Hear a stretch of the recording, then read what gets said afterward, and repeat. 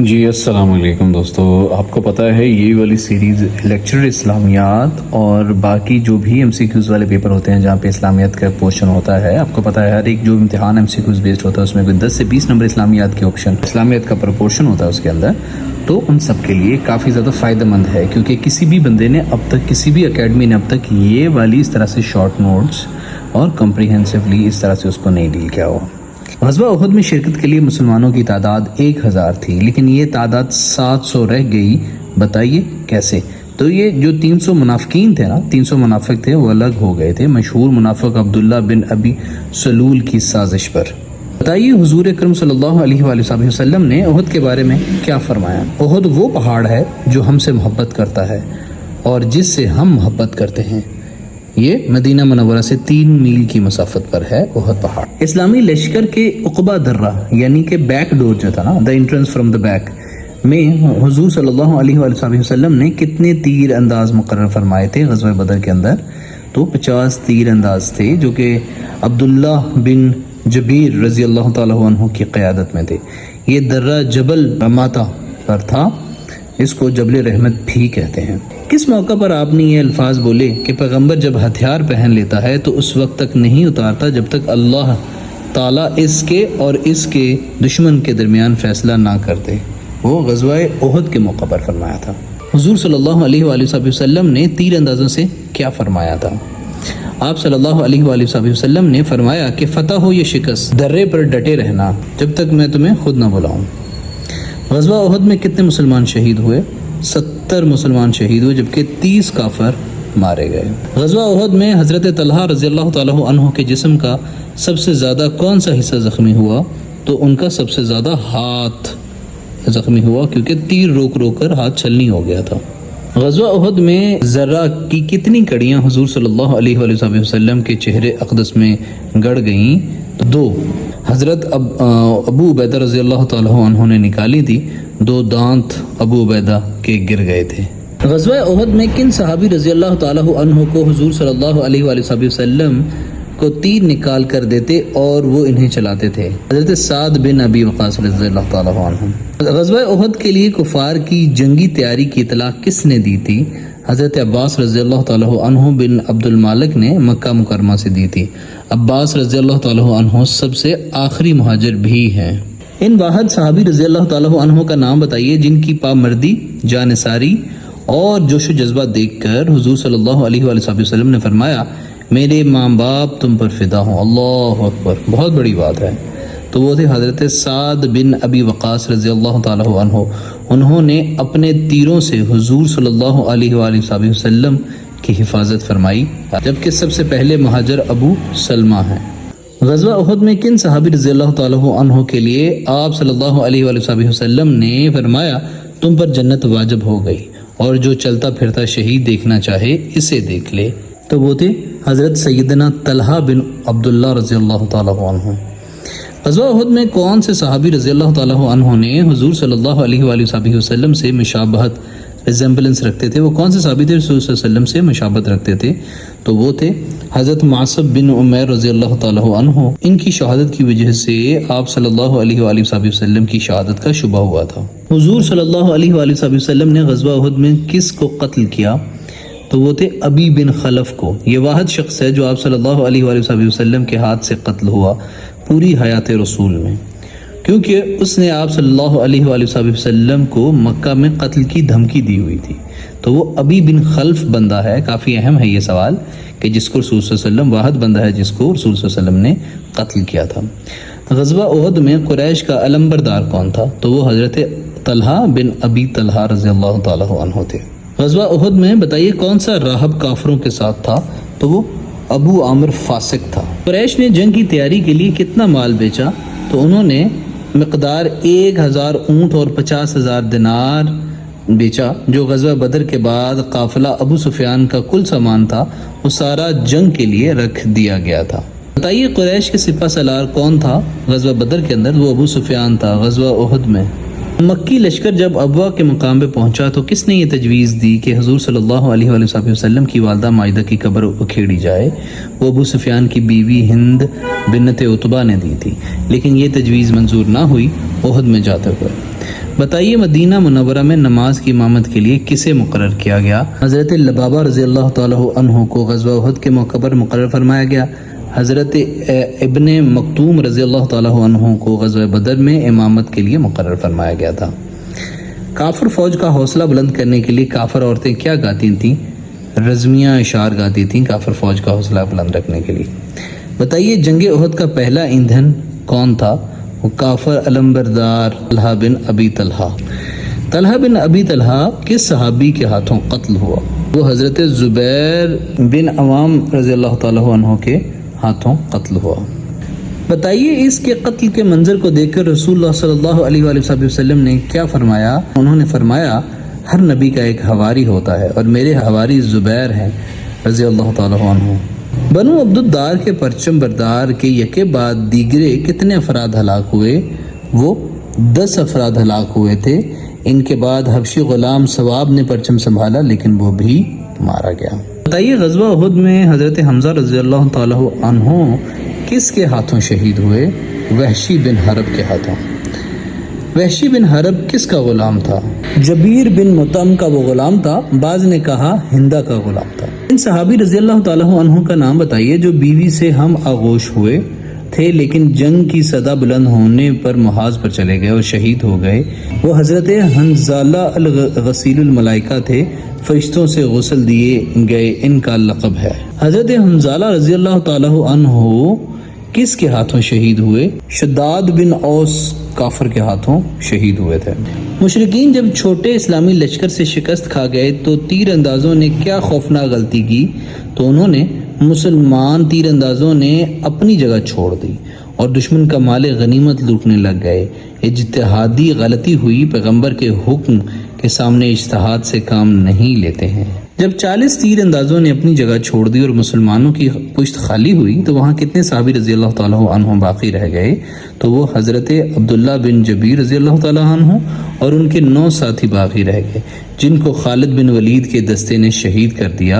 ان 10 صحابہ کو مشرکین میں کس نے اسلامی لشکر کو نرغے میں لے کر حضرت عبداللہ بن جبیر رضی اللہ تعالیٰ عنہ اور ان کے ساتھیوں کو شہید کر کے مسلمانوں پر پیچھے سے ٹوٹ پڑے؟ تو وہ خالد بن ولید تھے، یعنی خالد بن ولید ابھی تک مسلمان نہیں ہوئے تھے۔ غزوہ بنی نذیر کب ہوا؟ یہ 4 ہجری بمطابق 625 عیسوی کو ہوا تھا۔ حضور صلی اللہ علیہ وآلہ وسلم نے یہودیوں کے مدینہ سے نکلنے کی اتنی مہلت دی، نیز کس نے مدینہ نہ چھوڑنے اور یہودیوں کو امداد دینے کا اعلان کیا؟ تو وہ تھے 10 روز مہلت تھی اور عبداللہ بن ابی اور یہودی سردار حی بن اخطب نے مدینہ نہ چھوڑنے اور یہودیوں کو امداد دینے کا اعلان کیا تھا۔ 24 روز کے محاصرے کے بعد بھی جب کوئی نتیجہ برآمد نہ ہوا تو بتائیے مسلمانوں نے کیا قدم اٹھایا؟ انہوں نے یہودیوں کے باغات کاٹنے شروع کر دیے۔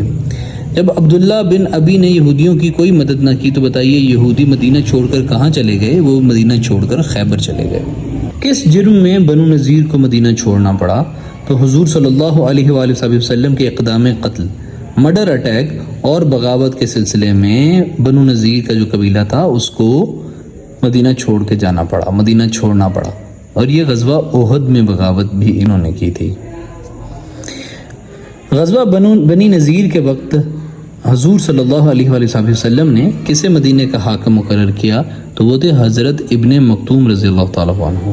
یہودی مدینہ منورہ سے جاتے ہوئے کتنے اونٹوں پر اپنا سامان لے کر شام چلے گئے تھے؟ تقریباً 600 اونٹوں پر یہودی مدینہ منورہ سے جاتے ہوئے اپنا سامان لے کے شام چلے گئے تھے۔ بتائیے بیشتر یہودیوں اور ان کے اکابر حی بن اخطب اور سلام بن ابی الحقیق نے کہاں رخ کیا؟ تو انہوں نے خیبر کا رخ کیا تھا۔ غزوہ بنی نذیر کے دوران کس منافق سردار نے بنی نذیر کے ساتھ دوستی کا معاہدہ طے کیا؟ وہ عبداللہ بن ابی ابن سلول، رئیس المنافقین، the head of the hypocrites اس کا لقب تھا، اس نے معاہدہ کیا تھا۔ غزوہ بنی نذیر میں اسلامی پرچم کے علمبردار حضرت علی رضی اللہ تعالیٰ عنہ تھے۔ غزوہ احزاب یا غزوہ خندق کے اسباب کیا تھے؟ تو وہ تھے دور دور تک مسلمانوں کی حکمرانی کا سکہ بیٹھ جانے پر بنی نذیر کے 20 سرداروں نے مکہ میں قریش کے پاس جا کر انہیں یقین دلایا کہ اگر وہ حضور صلی اللہ علیہ وآلہ وسلم کے خلاف جنگ پر آمادہ ہوں تو وہ ان کی بھرپور مدد کریں گے۔ بتائیے جب لشکر مدینہ کے قریب جمع ہو گئے تو ان کی تعداد کیا تھی؟ ان کی تعداد 10,000 تھی، جن میں ابو سفیان کی قیادت میں 4,000 قریشی بھی شامل تھے۔ یہ جب حضور صلی اللہ علیہ وآلہ وسلم کو کفار کے عظیم لشکر کی اطلاع ملی تو آپ صلی اللہ علیہ وآلہ وسلم نے کیا اقدامات کیے؟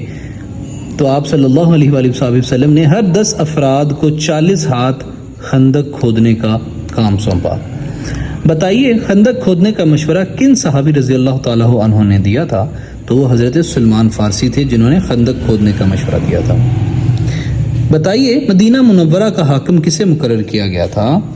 تو حضرت ابن مکتوم رضی اللہ تعالیٰ عنہ کو رسول اللہ صلی اللہ علیہ وسلم نے اپنا جانشین مقرر فرمایا۔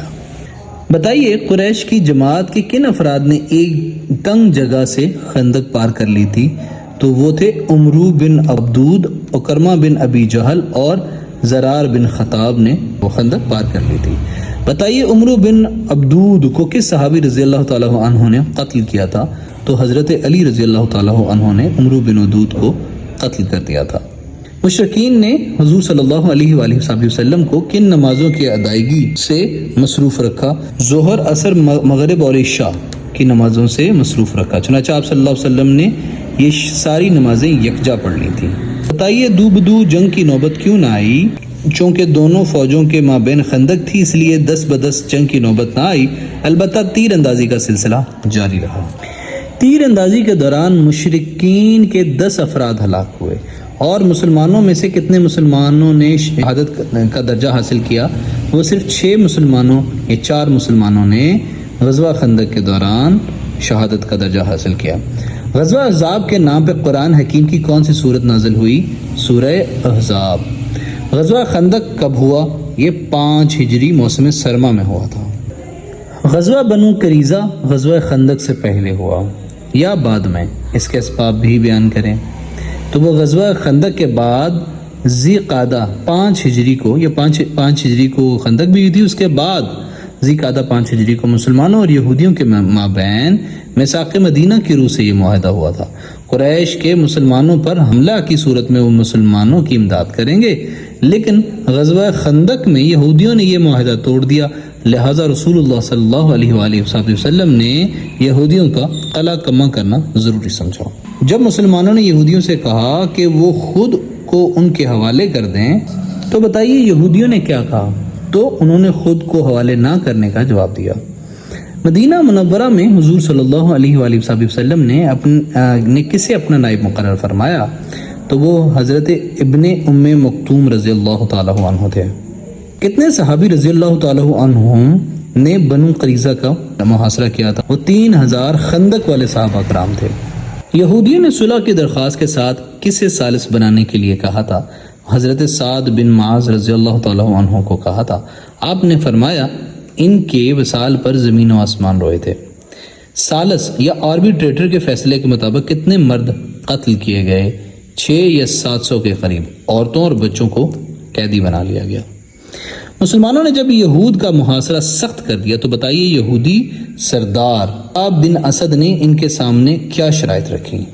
شرائط یہ تھی اسلام قبول کر کے حضور صلی اللہ علیہ وآلہ وسلم کے امن میں داخل ہو کر اپنی جان، مال اور بال بچوں کو محفوظ کر لیں۔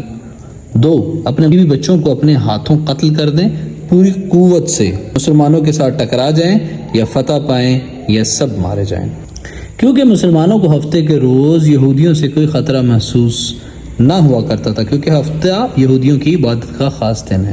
بتائیے بنو قریظہ میں مسلمانوں کے علمبردار کون تھے؟ حضرت علی رضی اللہ تعالیٰ عنہ۔ بتائیے حضرت علی رضی اللہ تعالیٰ عنہ نے اس موقع پر کیا اعلان فرمایا؟ اے ایمان کے فوجیوں، خدا کی قسم اب میں بھی یا تو وہی چکھوں گا جو حمزہ نے چکھا یا ان کا قلعہ فتح کر کے رہوں گا۔ بتائیے قریظہ نے کیا اثر قبول کیا؟ تو جلدی سے خود کو رسول صلی اللہ علیہ وسلم کے حوالے کر دیا۔ بتائیے حضرت سعد رضی اللہ تعالیٰ عنہ کے فیصلے کے بعد بنو قریظہ کو کہاں لایا گیا؟ بنو نجار کی ایک عورت کے گھر قیدی بنا لیا گیا۔ بنو قریظہ کی تباہی کے بعد بنو نذیر کا شیطان اور جنگ کا بڑا مجرم اپنے کیفر کردار کو پہنچا تو اس کا نام کیا تھا؟ وہ حی بن اخطب تھا، جس کے پیچھے ہاتھ باندھ کر سب سے آخر میں گردن مارتی تھی اس کی۔ بنو قریظہ کے مال کو کس طرح تقسیم کیا گیا؟ تو خمس نکالنے کے بعد، خمس یعنی پانچواں حصہ جو کہ رسول صلی اللہ علیہ وسلم کے لیے مختص تھا، ہم نے پہلے بھی پڑھا ہے، کے بعد شاہ سوار کو 3 حصے دیے، ایک حصہ ان کا اپنا اور 2 حصے گھوڑے اور ایک حصہ پیدل کو دیا۔ یہی دستور ہے مال غنیمت کی تقسیم کا۔ غزوہ بنی مستلق کب ہوا؟ تو یہ 5 ہی ہوا غزوہ خندق کے بعد۔ غزوہ بنو مستلق کس نے اور کب مسلمانوں کو جنگ کرنے کی دعوت دی تھی؟ وہ تھا حارث بن ابی ذرار جو کہ سردار بنو مستلق تھا۔ یہ 5 شعبان کو ہوا۔ قیدیوں میں قبیلے کی سردار کی کون سی صاحبزادی سے خود رسول اللہ صلی اللہ علیہ وسلم نے نکاح کیا؟ تو وہ حضرت جویریہ رضی اللہ تعالیٰ عنہا تھیں جو حارث بن ابی ذرار کی بیٹی تھیں۔ غزوہ بن مستلق میں آپ صلی اللہ علیہ وآلہ وسلم نے کون سی زوجہ آپ کے ساتھ تھیں؟ غزوہ بن مستلق میں حضرت عائشہ رضی اللہ تعالیٰ عنہا آپ کے ساتھ تھی۔ اس غزوہ سے واپسی کے بعد منافقین نے حضرت عائشہ رضی اللہ تعالیٰ عنہا پر تہمت لگائی۔ قرآن کریم نے اصلاحاً اسے کیا نام دیا؟ واقع افق اس کا نام دیا گیا جو کہ 5 ہجری کو ہوا تھا۔ چادر کا حکم بھی 5 ہجری کو آیا۔ حد قذف بھی 5 ہجری کو ہی نازل ہوئی۔ حد قذف کسی پہ بہتان لگانا، کسی کو جھوٹا قرار دینا۔ اسلامی لشکر غزوہ خیبر کے لیے کب روانہ ہوا؟ 7 ہجری کو ہوا۔ یہ بتائیے خیبر مدینہ منورہ سے کتنی مسافت پر ہے؟ یہ 100 میل کی مسافت پر ہے، جبکہ مکہ سے مدینہ 500 کلومیٹر، تقریباً پونے 500 کلومیٹر کے قریب ہے۔ حضور صلی اللہ علیہ وآلہ وسلم نے خیبر کی روانگی کا ارادہ فرمایا تو آپ صلی اللہ علیہ وآلہ وسلم نے کیا اعلان فرمایا؟ تو آپ نے فرمایا صرف وہی آدمی روانہ ہو سکتا ہے جو حدیبیہ میں بیعت رضوان میں شامل تھا۔ بیعت رضوان میں تقریباً کتنے لوگ شامل تھے؟ یعنی ان کی تعداد کتنی تھی؟ 1400 سے 1500 تک لوگ تھے وہ۔ بتائیے رئیس المنافقین عبداللہ بن ابی نے یہود خیبر کو کیا پیغام بھیجا؟ تو اس نے کہا اب محمد صلی اللہ علیہ وآلہ وسلم نے تمہارا رخ کیا ہے، لہذا چوکنا ہو جاؤ، تیاری کرو اور دیکھو، ڈرنا نہیں۔ بتائیے حضور صلی اللہ علیہ وآلہ وسلم نے حضرت علی رضی اللہ تعالیٰ عنہ کو خیبر روانہ کرتے ہوئے کیا فرمایا تھا؟ فرمایا باخدا تمہارے ذریعے اللہ تعالیٰ نے ایک آدمی کو بھی ہدایت دی تو یہ تمہارے لیے سرخ اونٹوں سے بہتر ہے۔ خیبر کے 3 قلعوں میں سے کون سا قلعہ پہلے فتح ہوا؟ وہ قلعہ ناکم تھا۔ قلعہ ناکم ایک ایسے شاہ زور اور جان باز یہودی کا تھا جسے 1000 مردوں کے برابر تصور کیا جاتا تھا۔ اس شاہ زور کا نام کیا تھا؟ تو اس کا نام مرحب تھا میرا خیال ہے۔ حضرت علی رضی اللہ تعالیٰ عنہ نے مسلمانوں کی فوج لے کر اس قلعہ کے سامنے یہود کو اسلام کی دعوت دی تو انہوں نے اسے منظور کر لیا یا مسترد، تو انہوں نے کیا کیا کہ اسے مسترد کر دیا۔ بتائیے بادشاہ مرحب نے کس کا مقابلہ کیا؟ تو اس نے حضرت عامر رضی اللہ تعالیٰ عنہ کا مقابلہ کیا۔ حضرت عامر رضی اللہ تعالیٰ عنہ کے شہید ہونے پر کون مرحب کے مقابلے میں آیا؟ تو حضرت علی رضی اللہ تعالیٰ عنہ مرحب کے مقابلے میں آیا۔ مرحب ان کے ہاتھوں مارا گیا اور حضرت علی رضی اللہ تعالیٰ عنہ کے ہاتھوں فتح ہوئی۔ بتائیے حضرت زبیر رضی اللہ تعالیٰ عنہ نے کسے قتل کیا؟ تو مرحب کے بھائی یاسر کو حضرت زبیر رضی اللہ تعالیٰ عنہ نے قتل کیا۔ بتائیے کس یہودی نے حضور صلی اللہ علیہ وآلہ وسلم کے پاس بات چیت کرنے کے لیے پیغام بھیجا؟ تو وہ ابو الحقیق تھے جس نے پیغام بھیجا۔ اموال، باغات، زمینوں، سونے، چاندی، گھوڑوں اور زروں کے بارے میں ابو الحقیق نے کیا کہا؟ اس نے کہا یہ تمام اموال حضور صلی اللہ علیہ وسلم کے حوالے کر دیے جائیں گے اور صرف اتنا کپڑا لے کر جائیں گے جتنا کہ انسان کی پشت اٹھا سکتی ہے۔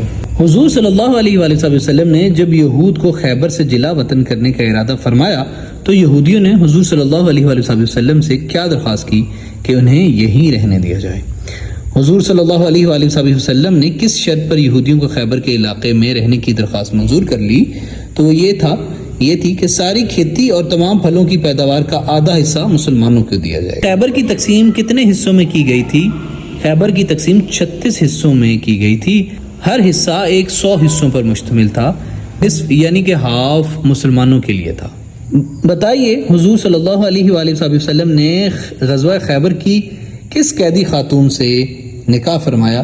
وحی بن اخطب کی بیٹی حضرت صفیہ رضی اللہ تعالیٰ عنہ سے تھا۔ خیبر کے مختلف مارکوں میں کتنے مسلمان شہید ہوئے؟ 16 یا 18 مسلمان ٹوٹل شہید ہوئے خیبر کے مختلف مارکوں میں۔ غزوہ خیبر میں کتنے یہودی قتل ہوئے؟ 93 یہودی قتل ہوئے غزوہ خیبر میں۔ خیبر مدینہ سے کتنی مسافت پر ہے؟ یہ تقریباً 1.25 میل کی مسافت پر ہے خیبر مدینہ سے۔ بتائیے غزوہ موتا کب اور کہاں ہوا؟ غزوہ موتا 8 ہجری کو ہوا، اردن میں بلقا کے قریب ایک آبادی کا نام ہے۔